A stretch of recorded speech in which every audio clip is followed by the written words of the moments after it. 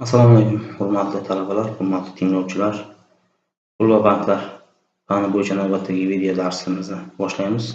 Bugungi mavzumiz Markaziy bankning mustaqilligi deb nomlanadi. Men Moliya va bank kafedrasi o'qituvchisi Sheraliyev va sizlar bilan bugungi mavzuni birgalikda ko'rib o'taman. Marhamat, mavzumizning rejasi quyidagilardan iborat. Birinchisi, Markaziy bank mustaqilligi tushunchasi. Ikkinchisi, Markaziy bankning siyosiy mustaqilligi va uni belgilovchi mezonlar. Uchinchisi, Markaziy bank iqtisodiy mustaqilligi va uni belgilovchi mezonlar. Markaziy bank mustaqilligi tushunchasi. Iqtisodiy adabiyotda Markaziy bank mustaqilligi tushunchasi turli iqtisodchi olimlar tomonidan turlicha talqin etilgan. Misol uchun, Massachusets texnologiya universiteti professori Stanley Fisherning fikriga ko'ra, Markaziy bank mustaqilligining ikkita turi mavjud. Demak, birinchisi instrumentlarni tanlashdagi mustaqilligi bo'lsa, ikkinchisi maqsadlarni tanlashdagi mustaqilligi bo'lib hisoblanadi. 1991-yilda Grilli fanga Markaziy bankning siyosiy mustaqilligi tushunchasini birinchilardan bo'lib kiritdi. Uning fikriga ko'ra, Markaziy bankning siyosiy mustaqilligi bu Markaziy bank rahbariyatini tayinlash jarayonining hukumatdan mustaqilligidir deb aytib o'tyapti. Ammo hozirgi davrda Markaziy bankning siyosiy mustaqilligi nafaqat Markaziy bank rahbariyatini tayinlash jarayonidagi mustaqillikni, balki pul kredit siyosatini amalga oshirishdagi mustaqilligini ham o'z ichiga oladi. Ko'pchilik iqtisodchi olimlar, misol uchun Maskandara, Tabellini, Zuckerman, Effinger Shalling va boshqa iqtisodchi olimlar tomonidan Markaziy bankning iqtisodiy mustaqilligini mavjudligini e'tirof etilgan. Markaziy bank iqtisodiy mustaqilligi bu Markaziy bankning o'z ixtiyoridagi mablag'lar va instrumentlardan foydalanishda hukumatdan va davlat boshqaruv organlaridan mustaqilligidir. Xo'sh, hozirgi davrda xalqaro amaliyotda Markaziy bank siyosiy va iqtisodiy mustaqilligini baholashda asosan 3 ta indeksdan keng foydalanib kelinmoqda. Bular Zuckerman indeksi, GMT indeksi va Effinger Shalling indeksidan foydalanilmoqda. Demak, bu indekslarning ichida nisbatan hozirda keng qo'llanilayotgan indeks bu GMT indeksi bo'lib hisoblanadi. Ushbu indeksning nomi uni birinchilardan bo'lib taklif etgan 3 ta italyan iqtisodchi olimlarning familiyalarining bosh harflaridan olingan, ya'ni Grilli, Maskandara va Tabellini. Xo'sh, har bir mezon ikkita o'lchamga ega, ya'ni 0 va 1 ball bilan baholanadi.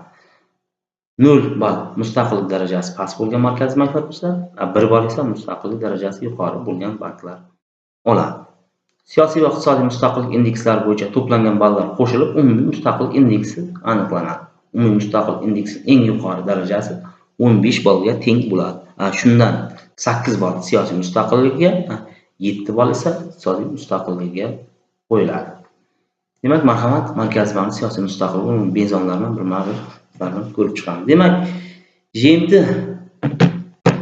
indeksida Markaziy bank siyosiy mustaqilligi quyidagi mezonlar bo'yicha asoslanadi. Birinchisi, Markaziy bankning rahbari hukumatning aralashuvisiz tayinlanadi. Xo'sh, GMT indeksiga muvofiq Markaziy bankning raisini tayinlashda hukumat aralashsa, demak, o'sha Markaziy bank 0 bo'ladi. Bu GMT indeksiga zid, ya'ni Markaziy bank raisini tayinlashda hukumat aralashdimi, o'sha davlat markaziy banki 0 ball oladi. Ikkinchisi, Markaziy bankning rahbari 5 yildan ortiq muddatga tayinlanishi kerak. Biz bilamizki, taraqqiy etgan mamlakatlarda Markaziy bankning raislari 6 yil va undan ko'proq muddatga tayinlanadi. Uchinchisi, Markaziy bankning direktorlar kengashi hukumatning aralashuvisiz tayinlanadi. Ya'ni direktorlar kengashida albatta hukumat aralashmay tayinlanadi. Va to'rtinchisi, Markaziy bank direktorlar kengashi bankka 5 yildan ortiq muddatga rahbarlik qiladi. 5-chi, hukumat vakillarining Markaziy bank direktorlar kengashida majburiy tarzda ishtirok etish zaruriyati yo'q. Ya'ni kengashda zaruran ishtirok etish mavjud emas. Keyingisi, pul kredit sohasidagi qarorlarning hukumat tomonidan ma'qullanishi zaruriyati mavjud emas. Demak, Markaziy bank ma'lum bir pul kredit sohasidagi ma'lum bir qarorlarni qabul qilayotganda, bu qarorlarning qabul qilinishida hukumat ma'qullanishi zarur emas. 7-si Markaziy bank qonun bo'yicha ustuvor maqsadlardan biri sifatida baholar barqarorligini ta'minlashga harakat qiladi. Biz bilamizki, har bitta davlat taraf etgan davlatlarda ham, o'rtasida ham Markaziy bankning bosh ustuvor maqsadi bo'lib, bilamizki, baholar barqarorligini ta'minlash bo'lib hisoblanadi. 8-si Markaziy bank va hukumat o'rtasida ziddiyat yuzaga kelganda, ma'lum bir o'sha pul kredit sohasida va boshqa sohalarda ziddiyat yuzaga kelganda, uning pozitsiyasini kuchaytiruvchi qonunchilik me'yorlarining mavjudligi. Mana bu o'sha 8 ta mezon bu Markaziy bankning siyosiy mustaqilligini belgilovchi mezon bo'lib hisoblanadi. Marhamat, endi Markaziy bank iqtisodiy mustaqilligi va uni belgilovchi mezonlar bilan bir ko'rib chiqamiz. Demak, GMT indeksiga muvofiq Markaziy bankning iqtisodiy mustaqilligi quyidagi mezonlarga asoslanadi. Birinchisi, hukumatga kredit berishning avtomatik jarayonining mavjud emasligi. Ya'ni bu nima degani? Byudjet defitsiti moliya uchun yoki moliya vazirligi bank Markaziy bankdan kredit olsa, demak bu 0 ball oladi. Demak, byudjet defitsitini hokazolar moliyalashtirish uchun demak kredit olsa hukumat Markaziy bankdan. Bu o'sha hukumat Markaziy bank 0 ball oladi. Keyingisi, hukumatga kredit berish imkoniyati mavjud bo'lganda, hukumat uni faqat bozor stavkasida olish kerak. Bu degani, ya'ni hukumatga Markaziy bank kredit bersa, albatta bu imtiyozli stavkada emas, balki bozor stavkasida berishi kerak yoki qayta moliya stavkasida berishi kerak. Keyingisi, kreditlar hukumatga ma'lum muddatga berilishi kerak. Albatta, Markaziy bank tomonidan hukumatga kreditlar berilyaptimi? Demak, albatta buni ma'lum bir muddati bo'lishi kerak, ma'lum bir muddatga berilishi kerak. 4-si, hukumatga berilayotgan kreditlar cheklangan miqdorda bo'lishi kerak. Albatta, ma'lum bir cheklov bo'lishi kerak berilayotgan kreditlar bo'yicha Markaziy bank. Demak, 5-si Markaziy bank davlat qarzining birlamchi bozor ishtirokchisi hisoblanmaydi.